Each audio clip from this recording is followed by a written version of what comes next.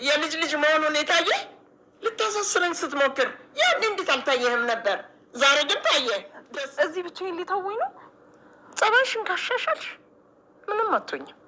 አይ አላሳምርም ያልሽ እንደሆነ ግን እኔው አሰማምሬ ወደ ፈጣሪሽ ልክሻለሁ። አይሆንም። ይሆናል። ስሚኝ መጨረሻ እየደረሰ ይመስላል። ግን ወይዘሮ ወርቄ መጨረሻቸው እንደደረሰ ማመን የሚፈልጉ አይመስሉም። ምክንያቱም ዙራቸውን እያከረሩት ነው ያለ። ምክንያቱም አምነው እጃቸውን ለመንግስት ቢሰጡ የተሻለ ይሆን ነበር። አሁንም ሌላ ወንጀል ለመስራት እየዳከሩ ነው። ሰላም ሰላም! ውድና የተከበራችሁ ውድ ቻናል ቤተሰቦች እንዴት ናችሁ? ደህና ናችሁ ወይ? እኔ ጋር እግዚአብሔር ይመስገን ሁሉም ሰላም ነው። እንዴት ናችሁ? ላይ የእናት ግፍ ድራማ ነው ዛሬ ይዤላችሁ የመጣሁት። የእናት ግፍ ድራማ እንግዲህ ባለፈው ክፍል ላይ ወይዘሮ ወርቄን መርማሪው አስቻለው ማሳልፎ ሰጥቷቸው ወደ እስር ቤት ይዟቸው ሊሄድ ነበረ። ግን ደግሞ ዮዲትም ወንደሰንን እየሸሸች አምልጣ እናቷ ቤት በምትገባ ሰዓት ወይዘሮ ወርቄ መሬት ላይ ተንበርክከው እየለመኑ አስቻለውንም ከእንግዲህ በኋላ ይሄን ቤት ነው አይደለም የምትፈልገው? እኔ ቤቱን ጥዬ እወጣለሁ፣ ግን ደግሞ አትመስክርብኝ፣ ቃልህን እጠፍ፣ እኔ መታሰር አልፈልግም፣ ስለዚህ ቤትህን ለቅቄ እወጣለሁ፣ ይሄን ቤት ነው አይደለም የምትፈልገው? መርማሪውም አንተ ደግሞ እከክህን የምታራግፍበት ብር ሰጥቼ አሁን ከዳኸኞ እያሉ እንግዲህ እዚህ ጋር ሆኖ ራሱ አምነው መታሰር ሲጠበቅባቸው እነሱ ግን ሌላ ነገር ነው የሚፈልጉት ማለት ነው። ዮዲትም በምትመጣ ሰዓት ምንድነው እማዬ ስትላቸው ወይዘሮ ወርቄም ልጄ አስቻለው አሳልፎ ሰጠን ሁለታችንንም ብለዋል። ምክንያቱም እያቃጠሩ ነበር። እውነት ነው ወይ አስቻለው ብሏ በምትለው ሰዓት አስቻለውም ምንም ማድረግ አልችልም፣ እንግዲህ ሌላ አማራጭ አልሰጠችኝም እማዬ፣ ስለዚህ ምንም ማድረግ አልችልም በሚላት ሰዓት መርማሪውን ወይዘሮ ዮዲት ወደ ፖሊስ ጣቢያ አንቺም ለምርመራ ትፈልጊያለሽ እየሄዳለሁ በሚላት ሰዓት ዮዲትም እኔ መታሰር አልፈልግም፣ አባቴንም የገደለችው ብትሆን እናቴ ነች፣ ስለዚህ እኔ ምንም አላደረኩም፣ እኔ ከደሙ ነፃ ነኝ፣ ሁሉን ነገር የሰራችው እናቴ ነች ብላ እንግዲህ ዮዲትም ወደ እናቷ አላካለች። እውነት ለመናገር የዮዲት ስራ አይደለም የወይዘሮ ወርቄ ሁሉም ነገር ተንኮሉም ቢሆን እማየንም ቢሆን እንድትገል ያዘዙ ወይዘሮ ወርቄ ናቸው።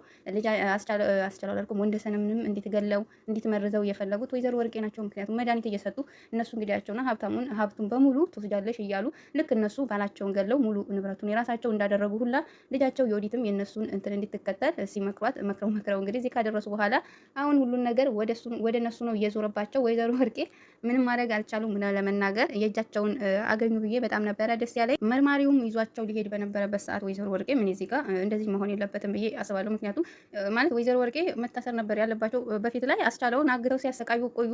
አሁን ደግሞ እርጉዚትን ፀሐዬን እንግዲህ እኔ እንዲሄድ ካላደረጋ እሷን እገላታለሁ ብለው እሷን በሚይዙ ሰዓት አስቻለው እባክሽ እኔ እንድትታሰሪ አላደርግም፣ ክሱንም አነሳለሁ፣ የመሰከርኩትንም እክዳለሁ፣ እሷን ብቻ ታያት በሚላቸው ሰዓት ወይዘሮ ወርቄ እችንማ አልተዋትም፣ ዋስትና አይነች፣ ስለዚህ ብለቃትም እናንተ አተውኝም፣ ስለዚህ እዣት ነው የሚሄደው፣ እናንተ ከፊቴ ጥፉ በሚሏቸው ሰዓት መርማሪውም ሆነ አስቻለው ፀሐዬን ትተው እንግዲህ ሄደዋል። ወይዘሮ ወርቄ ዮዲትን እና ተከተለኝ ብለው ዮዲትና ፀሐዬን አግተው እንግዲህ ይዘዋት ሄደዋል። እንደዚህ መሆን አልነበረበትም ነበረ። ወይዘሮ ወርቄ ያው መታሰር ነበር የነበረባቸው፣ መያዝ ነበር የነበረባቸውና አሁን ደግሞ ፀሐዬን ይበልጥ ነው የሚያሰቃዩት። ብቻዋን አይደለችም፣ እርጉዝ ነች። እርጉዝ ሆና እንግዲህ ያው ልትወልድም ትችላለች እነሱ ጋርና አስቻለው ቶሎ ብሎ ፈልጎ ወይዘሮ ወርቄን ካላገኛቸው ወይም ደግሞ ዮዲትን አስማምቶ ዮዲት ወይዘሮ ወርቄን እንድትሰጥ ካላደረገ በጣም ነው ፀሐዬ የምታሳዝነው። ፀሐዬ እንደዚህ መሆን የለባትም። ወይዘሮ ወርቄ በሚታሰሩ ሰዓት ፀሐዬና አስቻለው በሰላም ይኖራሉ ብዬ አስቤ ሳልጨርስ እንግዲህ ወይዘሮ ወርቄ ሌላ ድራማ ፈጥረው ፀሐዬን ይዘዋት ሄደዋል። አስቻለው በጣም ያሳዘነኝ እውነት ለመናገር በገዛ እናቱ እንደዚህ መሰቃየቱ አባቱን ገላ እንዲሁም ደግሞ አሁን ደግሞ ሚስቱንም እሱንም እንደዚህ እየተሰቃዩ በማየቴ እውነት ለመናገር እንደ እናት ሲታሰብ በጣም ከባድ ነው። አስቻለው ራሱ ብዙ ነገር ሚስጥር ደብቆላቸው ነበረ። አሁን ከአቅሙ በላይ በሚሆን ሰዓት ነበረ እንግዲህ አሳልፎ ሊሰጣቸው የወሰነ። አይ ወይዘሮ ወርቄ መጨረሻቸው ምን እንደሚሆን ማየት ነው የጓጓሁ። ውድ ቤተሰቦቼ ለዛሬ ይዤላችሁ የመጣሁት የእናት ግፍ ድራማ ይሄን ይመስላል። እንግዲህ ሰሞኑን ጠፍቻለሁ፣ ብዙም አልነበርኩም፣ በስራ ብዛት ቪዲዮ መስራት አልቻልኩም ነበርና እንግዲህ ሰሞኑን እንደተለመደው እንደ በፊቱ ለመምጣት እሞክራለሁ ውድ ቤተሰቦቼ ማለት ነው። ይሄን ይመስላል እንግዲህ በቀጣይ ክፍል እስከምንገናኝ ቸር ያገናኘን እያልኩኝ በዚሁ እሰናበታችኋለሁ።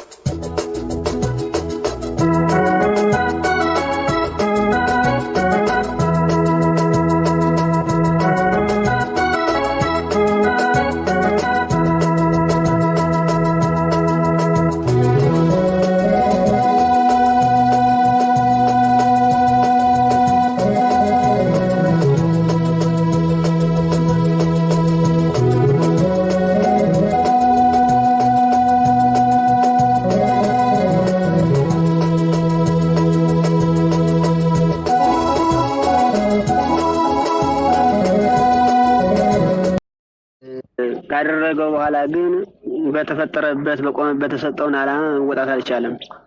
ሁሉን ግዛ፣ ሁሉን ንዳ፣ ሁሉን አስተዳድር፣ ምራ የተባለው አካል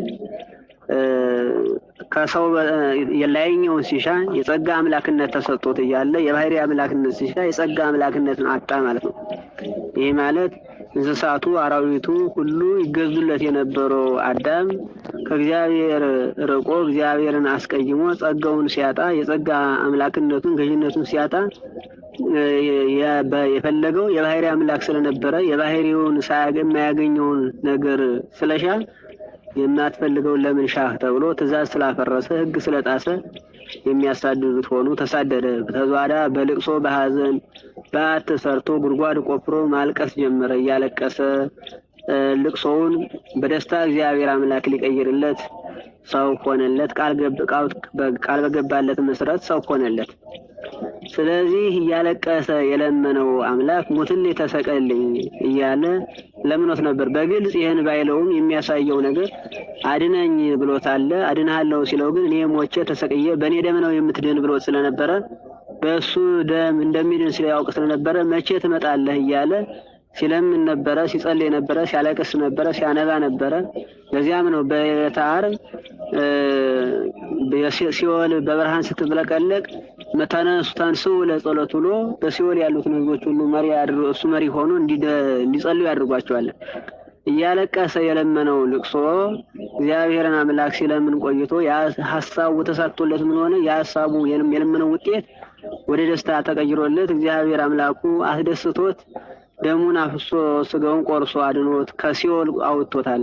ከዚያ በኋላ ንሴብሖ እግዚአብሔርንም ቅዱስ ቅዱስ እያለ እግዚአብሔርን ማመስገን ጀምሯል።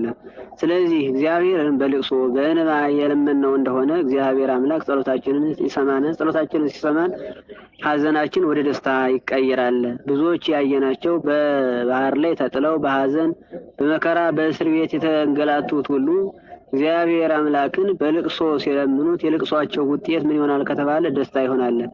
አንድ ገበሬ ነቢያትን ለምን ይመስላችኋል መሰላችሁ? በክረምት ገበሬ ይመስላችኋል። በክረምት ገበሬ ነቢያት ለምን በክረምት ገበሬ ተመሰሉ ቢሉ የክረምት ገበሬ በክረምት ከላይ ዝናቡ ከታች ጎርፉ ውርጩ ጭቃው በዚያ ላይ ሞፈር ቀንበር ተሸክሞ ዘር ጭኖ ከብት እየነዳ ይሄዳል።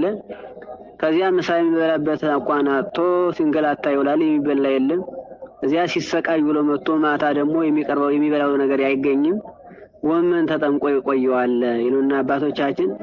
ነቢያት በመጋዝ ተሰንጥቀው በኩላ ተሰቅለው መከራ ሲያዩ ኖረው በሞታቸው ጊዜ ወደ ሲኦል ይወረወሩ ነበር። ያንን ነገር እግዚአብሔር አጥፍቶላቸው ከነሱ በተሻለ መልኩ እኛ ጸልየን አልቀሰን እግዚአብሔርን ስንለምነው የልቅሷችን ውጤት ምን ይሆናል ከተባለ በተአምራት የሞተውን በማስነሳት የታመመውን በመፈወስ እግዚአብሔር አምላክ ጸሎታችንን ተቀብሎን እያለቀስን የዘራነውን ነገር ደስ እያለን ገነት መንግስተ ሰማያት እንወርሳለን። ስለዚህ ይህ ገበሬ በዚያ ምንትን እያለ ሲሰቃዩ ኖሮ ኋላም ደግሞ ማታ እንትን ይለዋል። ይሄ ክረምት ገበሬ መከራ የጸናበት ነው። በሐዲስ ኪዳን በገበሬው ደግሞ እንደገና ሲመሰል ግን ለሐዋርያት ሲመሰል ገበሬው ደስ እየከፋውን ቢሆን ይዘራዋል።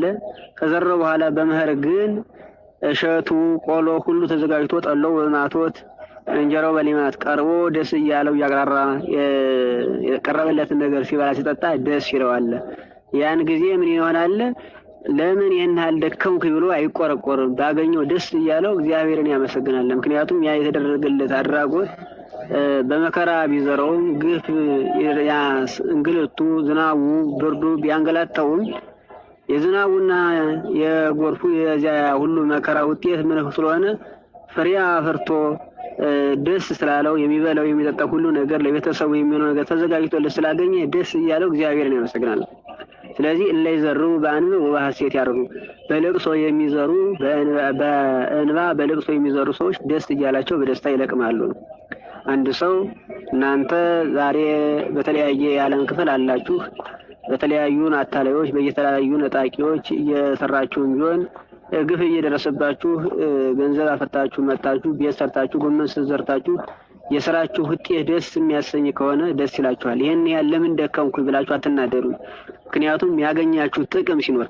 ነገር ግን ጥቅም ያጣችሁ እንደሆነ ግን ለፍታችሁ ጥቅመ ቢስ የሆናችሁ እንደሆነ ዓላማ ቢስ የሆናችሁ እንደሆነ ያ ድካማችሁ ሁሉ ውጤት አልባ የሆነ እንደሆነ ይህን ያለከው ምንም ያገኙት ነገር ብላችሁ ሲሰማችሁ ይችላል። ስለዚህ በክርስትና እምነቱ ውስጥ ልቅሷችን አንዲት እንባ ጠብ ብላ አትቀርም። ግብ ይመታል። እግዚአብሔር አምላክ ዋጋችን ይከፍለናል። አባቶቻችን እድሜ ሙሉ ዘመናቸውን በጫካ በየሸንተረሩ የሚወድቁ ልቅሷቸው፣ ድካማቸው፣ ውጣ ወረዳቸው፣ እንግልታቸው፣ የመሰደዳቸው ሁሉ ጥቅም እንዳለው ነው እንጂ እነሱ እንደ ሌሎች ሰዎች ደስ ብሏቸው መኖር ይፈልጉ ነበር። ነገር ግን ከዚያ በላይ የልቅሷቸው ውጤት የመከራቸው ውጤት የሚያስደስታቸው ስለነበረ መከራ ግፍ እየደረሰባቸው እግዚአብሔርን ከመመስበክ እግዚአብሔርን ከማገልገል የከለከላቸው ነገር የለም። መኑ ይከልአነ ፍቅሮ ለክርስቶስ፣ ከክርስቶስ ፍቅር ማን ይለየናል? ረሃብ ነውን? መራብ ነውን? መሰደድ ነውን? በሰይፍ መታረድ ነውን? በእሳት መቃጠል ነውን? በገደል መወርወር ነው? ወደ አናብስት አፍ መጣል ነውን? እያሉ ይህን ሁሉ ይጋደሉ፣ ይህን ሁሉ መከራ ይቀበሉ የነበረ ጥቅማቸውን ያውቁ ስለነበረ ነው። ስለዚህ ክርስቲያን መከራ እንደ ወርቅ የሚያጠራን ነው እንጂ ፈትኖ ወደ ሌላ ቦታ ሊጥለን አይደለም። ብዙ የሚያታልሉ ሰዎች ይኖራሉ። በሀብታችን፣ በንብረታችን፣ በጊዜያችን፣ በሰዓታችን ይሄን እናደርግልሃለን፣ ይሄን እናደርግልሻለን፣ ይሄን እናደርግላቸዋለን እያሉ ብዙ የሚያሰለቹ ብዙ የሚያሳዝኑን ነገሮች ይኖራሉ። ስለዚህ እኛ ባለ ተስፋዎች ነን። እኛ የምንሻው ያኛውን መንግስተ ሰማያትን ነው። እኛ የምንሻው ከእግዚአብሔር ጋር መኖርን ነው። እኛ የምንሻው በቤተ መቅደሱ ከቅዱሳን መላእክት ከቅዱሳን ጻድቃን ሰማዕታት ጋራ መንግስተ ሰማያት መኖር ነው። ስለዚህ ያ ስለሆነ እዚህ ብናለቅስ ብናነባ ያኛው ውጤታችን ምን ነው ከተባለ ገነት መንግስተ ሰማያት ነው። ነብየ ልበ አምላክ ዳዊት ለይዘሩ በአንበ ወበሐሴት ያረሩ ያለው እርሱ የሰው በሰው ላይ ግፍ ፈጽሞ ነበረ። የማይገባ ስራ ሰርቶ ነበረ። ኦሪዮን አስገድሎ የኦሪዮን ሚስት አግብቶ የኦሪዮን ሚስት እንደጸነሰች ሲሰማ ስትነግረው ኦሪዮ ሞተ። ከዚያ በኋላ እግዚአብሔር አምላክ እንዳዘነበት እግዚአብሔር እንደተቆጣ በነብዩ በኩል ተነገረው። ሲነገረው ግን ጉድጓድ ምሶ አለቀሰ ነው የሚለው ማን ዳዊት።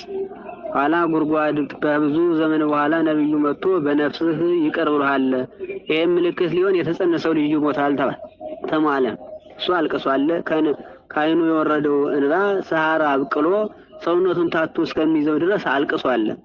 ነገር ግን እንባው ከንቱ አልቀረም። ምን ሆነለት? እንባው ምንም የማይገባ ስራ ቢሆንም ዳዊት ያለቀሰው ልጁን ግደልልኝ ብሎ አይደለም። ይሄ ልጅ የሞተ እንደሆነ በነፍስህ ይቅር ይልሃል፣ ነገር ግን ልጁ ይሞታል ተብሎታል። ስለዚህ ልጁ ታሟል ሲባል ሱባኤ የገባ አለቀሰ፣ አነባ። ከዓይኑ የወጣው እንባ ሳራ በቀለ።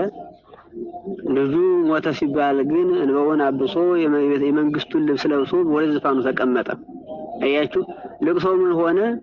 ዳዊት የጸለየው ግደልልኝ ብሎ አይደለም። ዳዊት የጸለየው እኔን አድነኝ፣ እኔን ይቅር በለኝ፣ አጥፍቻለሁ፣ በድያለሁ፣ የማይገባ ስራ ሰርቻለሁ፣ የኔን ባለሟሌ የነበረውን ይህን ከሞት የሚታደገውን ለእኔ ብዙ ነገር የሚያደርግልኝን አካል እኔ በሞት ቀጥቼዋለሁና እሱን እንደቀጠውት ሁሉ እኔን በሞት አትቅጣኝ እያለ እግዚአብሔር አምላክ ይለምን ነበረ።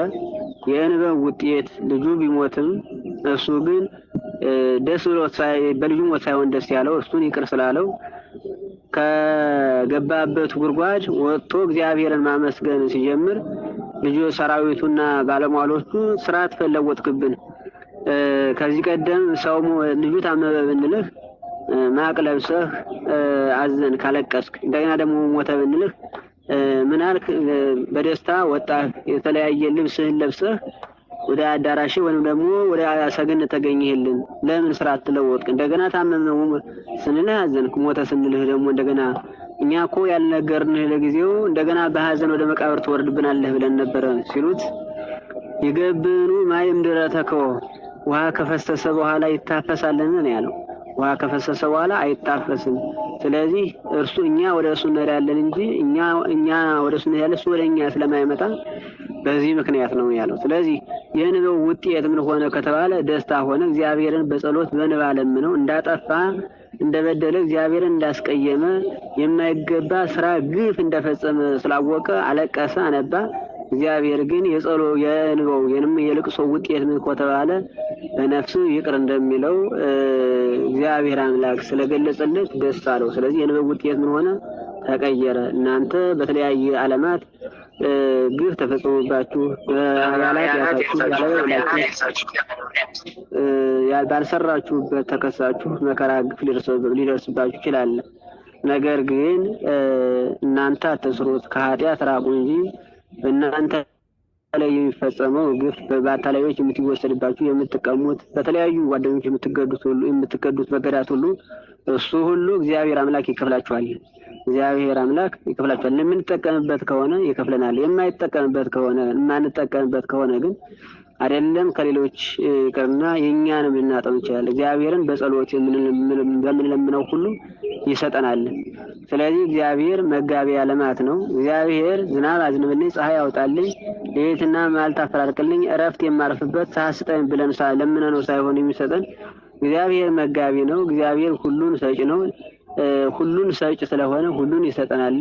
ልቅሷችን ምን መሆን አለበት ከሆነ ከተባለ ለይዘሩ በአንዮ ዋሴት ያረሩ እግዚአብሔርን ሳናሳዝን ስለደረሰብን ስለ ደመ ሰማዕታት ስለሞተው ለእግዚአብሔር ስለሚፈጸመው ግን ስለ ቤተ ክርስቲያን መቃጠል፣ ስለ ምዕመናን መሳደድ፣ ስለ ሀገር ጥፋት፣ ስለ ኃጢአታችን ብለን ነው ማልቀስ ያለብን። ይሄ ከሆነ የልቅሷችን ውጤት ምን ይሆናል ከተባለ ደስታ ነው የሚሆነው። ለይዘሩ በአንዮ ዋሴት ያረሩ በልቅሶ የዘሩትን በደስታ ይለቅማሉ። ሰማዕታት ወደ አደባባይ ሲያወጧቸው፣ ሊቆርጧቸው፣ ሊፈልጧቸው፣ በእሳት ሊያቃጥሏቸው፣ ወደ አናብስት ሊጥሏቸው ወደ አደባባይ ሲያወጧቸው እነሱ ደስ ይወጡ ማውድ ዘይት ፈሱ ወደ አደባባዩ ደስ እያላቸው ይወጡ የነበረ እንደሚሾልማቸው ደስ እያላቸው ይወጡ ነበረ። ይሄ የሚያደርጋቸው እነሱ ከለቅሷቸው በኋላ ከሰማዕትነታቸው በኋላ ገነት መንግስተ ሰማያት ሲገቡ ደስ እንደሚላቸው ያውቁ ስለነበረ ነው እንጂ መከራቸው የተቀበሉት መከራ የውሻ ደም እንደሆነ የሚቀርብ ኖሮ እነሱ ወደ ሰማዕትነት ባልተሽቀዳደሙ ነበር። ስለዚህ ያየን ነው አይደል? ከአርባ ሀራ ሰማይ ከነበሩት 49 ቀን በቆርጣማ ባህር በቀዝቃዛ ባህር ላይ ተጥለው መከራ ግፍ ሲፈጸምባቸው የነበሩ ሰዎች በ40ኛው ቀን አክሊል በሚወርድበት ሰዓት አንዱ ተሰቅቆ ወጣ፣ መከራው ስለበዛበት። ነገር ግን አክሊሏ ከ40ው አክሊል አንዷ ተንጠልጥላ ስትቀር ሲያይ አንድ አላማኝ የነበረ ሰው ይሄን አክሊል ማን የመቀዳጀት አለብኝ ብሎ ከባህሩ ገብቶ ያችን አክሊል ተቀዳጃት። ስለዚህ ያ ሰው በትዕግስት በማጣቱ ቀረበት። ይሄኛው ደግሞ በአንድ ቀን የ39 ቀን የደከመበትን ዋጋ በአንድ ቀን ዋጋ አገኛል። እና እግዚአብሔር አምላክ ብዙ ዘመናት ሰፊ ወራት ሰጥቶናል። በዚህ ግፍ ቢፈጸምብን እግዚአብሔርን ከማመስገን እግዚአብሔርን ከማገልገል ወደ ኋላ ማለት የለብንም። እነ ቅዱስ ጴጥሮስ መከራ ያጸኑባቸው ከነበሩ ሰዎች እነሱ ወደ እግዚአብሔር ሲለምኑና ሲጸልዩ የእስሩ ቤት ቁልፉ ወይንም በሩ ማንም ሳይነካው ይከፈትላቸው ነበረ። ማንም ሳይነካው በጸሎት እነሱ ወደ እግዚአብሔር ሲጸልዩ፣ ወደ እግዚአብሔር ሲያነቡ፣ እግዚአብሔርን በመዝሙር በምስጋና ሲያመሰግኑት ያለ አንድ መዶሻ ያለ አንድ መክፈቻ ቁልፍ የታሰሩበት የእስር ቤቱ ቦግ ብሎ ይከፈት ነበረ። ይሄ የሚሆን ምንድነው ከተባለ ጸሎታቸው፣ ልቅሷቸው፣ እንባቸው በታማኝነታቸው በሐቃቸው እግዚአብሔርን ለማገልገል እነሱ እንሾማለን እንሸለማለን ብለው ሳይሆን እግዚአብሔርን ለማገልገል የሚከፍሉት ዋጋ ሁሉ ከንቱ አልቀረባቸው። እግዚአብሔርን ለማገልገል ያደረግናት ዋጋ፣ የጸለየውን ጸሎት፣ የሰገድነው ስግደት፣ የመሰጠነው ምጽዋት ሁሉ ያለ አንድ ዋጋ አይቀርም። ሁላችንም እናገኘዋለን። እግዚአብሔር እኛን ለማዳን ምክንያት ከመፈለጉ አንጻር አንተ ምን ሰርተሃል ይለናል እንጂ ሰዎች እኮ የምንድነውበት እኮ መንገድ ብዙ ነው። በጥሩኝ ውሃ ትድናላችሁ ከተባል፣ በቀዝቃዛ ውሃ ሰርታችሁ ትድናላችሁ ከተባል፣ የሚሰጠው የሌለው አካል በቤቱ አሳድሮ ይድናል ከተባል፣ ይሄ ከዚህ በላይ እግዚአብሔር ምን ያደርግልን? ከዚህ በላይ ምን ያደርግልናል? ራሱን አሳልፎ ሰጥቶናል። መጀመሪያ ራሱን አሳልፎን የሰጠን አምላክ ደግሞ ራሳችንን ለሱ መስጠት ባንችል እንኳን እኛ በተቻለን በአቅም እግዚአብሔርን አገልግለን የምንወርስበት መንገዱን አመቻችቶልናል። ስጋውን በልተን ደሙን ጠጥተን የበደልነውን ኃጢአት በንስሐ አቃለን እግዚአብሔርን መስግነን የእግዚአብሔር ርስቱን ጉልቱን ገለ መንግስተ ሰማያትን የምንወርሰው ብዙ መንገድ ተመቻችቶልናል። ስለዚህ እግዚአብሔር አምላክ ዋጋችን ከንቱ የማያስቀርብን ስለሆነ የምታዝኑ የምታለቅሱ እግዚአብሔር ከእናንተ ጋር ይሁን። ምክንያቱም እግዚአብሔርን ያገለገላችሁት ሁሉ ምንም ያለ ፍሬ የሚቀር ነገር የለም። አንድ ገበሬ ወጥቶ ወርዶ የዘር ያህል ባያርመው ባይኮተኮተው ሁሉን ባይለባኘው በደንብ ባይለባኘው የዘር ያህል ላያጣ ይችላል። እኛም እንደ ጻድቃን እንደ ሰማዕታት በሰይፍ መቆረጥ፣ ከእሳት መጣል፣ ከባህር መጣል የተለያየ ግፍ ባንፈጸም በሃይማኖታችን ስጋውን በልተን ደሙን ጠጥተን ግን ገነት መንግስተ ሰማያት እንወርሳለን። ገነት መንግስተ ሰማያት እንወርሳለን። እግዚአብሔር እኛን ለማዳን የዘረጋቸው መረቦች ብዙ ናቸው። እስመ በስተው የታቡየ ብዙ ማይደር ወምዕራፍ ቦቱ፣ በአባቴ ቤት ብዙ ማደሪያ ብዙ ምዕራፍ መሰማሪያ አላችሁ የተባለው እግዚአብሔርን ለማመስገን እግዚአብሔርን አመስግነን ገነት መንግስተ ሰማያት የምንገባቸው በሮች ሰፊ ናቸው። የተለያዩ የንስሐ መስመሮች ተዘጋጅተውልናል። እኛ ደካሞች ነን። የተለያየ ጥቅም አታሎን ኃጢአት ልንሰራ እንችላለን፣ እንቀማ እንችላለን፣ እንዘርፍ እንችላለን። እሱ ሁሉ ግን ምን ይሆናል ከተባለ በኃጢአት ተሰረዮልን ኃጢአታችን እንደገና ድንግል ተብለን የነፍስ ድንግልናችን ተመልሶልን ገነት መንግስተ ሰማያት እንገባለን። ስናያቸው እነ ስምዖን በላዔ ሰብን ስናይ 78 ነፍስ የበላው የገደለው ሰው በእመቤታችን በዚያ በጥረኛ ውሃ ባደረጋት ምክንያት በእመቤታችን አማላጅነት ገነት መንግስተ ሰማያት ገብቷል። ስለዚህ እኛ ጾመን ጸለየን አንብተን እግዚአብሔርን ከለመንነው ልቅሷችን ከንቱ አይቀርም። በጸሎት በርቱ። እየጠነከራችሁ እንደሆነ እያየን ነው። ሁሌም ከቤቱ አላችሁ። እግዚአብሔርን ከማመስገን እግዚአብሔርን ከማገልገል አትለዩ። ነገር ግን በርቱ፣ ጠንክሩ ለማለት ነው። ብዙ